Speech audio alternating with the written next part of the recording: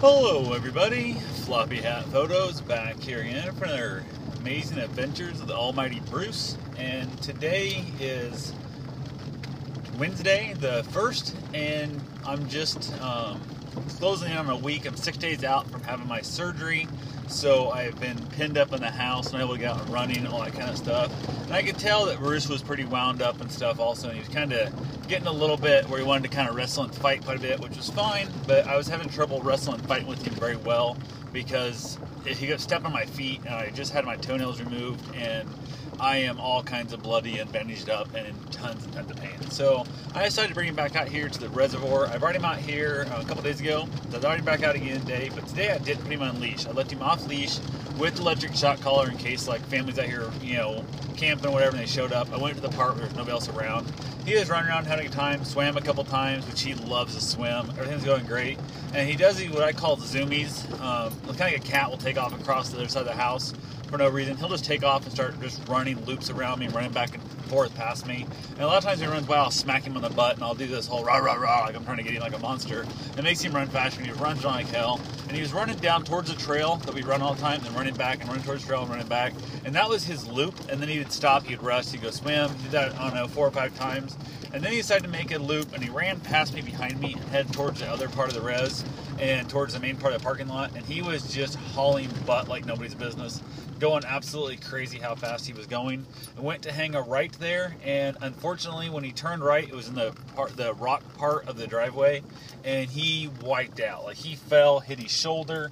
I saw him hit his face and kind of roll into the ground. And at first I laughed my ass off. It was funny as hell because he just kind of did like that crazy roll. Almost looked like, you ever seen somebody do the steer wrestling when they jump on and just twist their neck and they come down?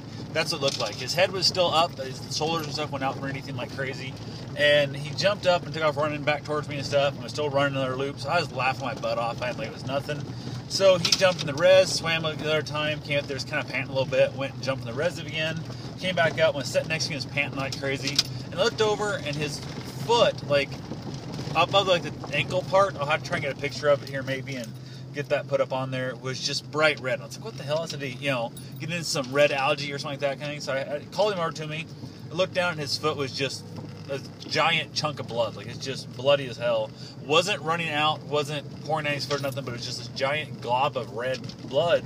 So I was like, oh shit. So I hobbled my crippled ass back to the car, which is just, I'm no good here at all. Like, if he would have got really injured and I had to carry him somewhere, I'm not certain I could have done it. I would have killed myself in the process. You can see he doesn't seem to mind slobbering all over me right there. He's acting perfectly fine. So I came in here to the car, grabbed some towels, and basically went ahead and went back down, called him over, wiped his feet off, wiped his leg off, and he's wet from swimming and stuff, so I'm worried about bacteria and that in there. Definitely not excited about it. So I went ahead and got him back loaded in the car, and I've plowed the blood out. It looks like it's seeping barely. Like, I don't say stopped bleeding, but it's not fully stopped bleeding. So I'm going to get my ass home here as soon as I can. I'm on the rock road. It's like a 5-mile-an-hour speed limit to this park, and it's super rough. And if I was in the truck, I'd go a lot faster. But this car, I drag my exhaust and my transmission. I'm not super careful, so I keep looking back here trying to figure out where I'm going. I'm going to get my ass home. I'm going to get some gauze. I got some gauze and some tape. That low tack tape only sticks to itself for wrapping up my own feet, so that's going to work out great. I'm going to throw it on him. I got some Polysporin, which is like a Neosporin, but safe for pets. I'm going to throw a glob of that on there and then basically wrap his leg up. And then in a couple hours, maybe tonight before I go to bed, I will check it and make sure what it's looking like.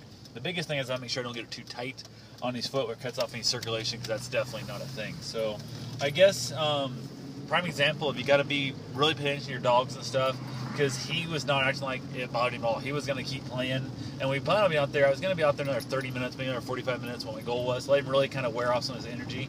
But when I saw that, I got super worried. I got super nervous about it, and I want to get my ass home and get him bandaged up. I'm certain, it looks like actually there's blood. There's blood all over the back of my car. I can look back, and there's actually on the armrest on the seat and that. I care less. What the hell am I care about some blood on a car? So anyway, there's what happens. I didn't have my better towels in here. All I had was like Kleenex, like paper towel type stuff. I usually carry a bunch of terry cloth towels and microfiber towels in here. I could have wrapped around him and created my own little like makeshift bandage, but I don't have that in here. So I cleaned out the car the other day before I went to have my surgery and forgot to refill it. So I will definitely be doing that. I also realized I should have my septic powder, which is like Quick Stop, puts on like for broken toenails, that kind of stuff. He broke his toenail here when I was running with the run group down Liberty a few weeks ago, and didn't have a septic powder with me then either.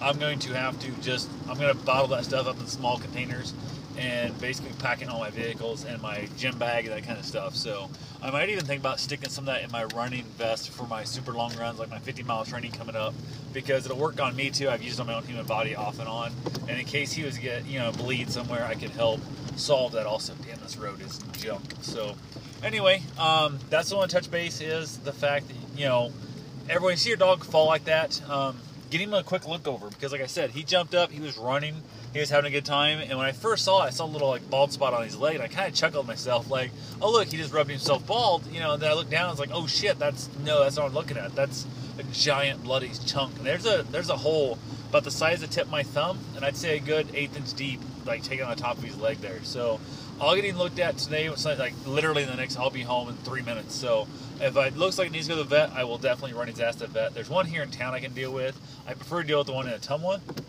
So my goal is, hopefully this is just going to heal up on its own. And if it looks bad tomorrow morning, I will jump in the car and run his ass to the vet. If it looks bad tonight, I'll run him the ass to the vet here in town.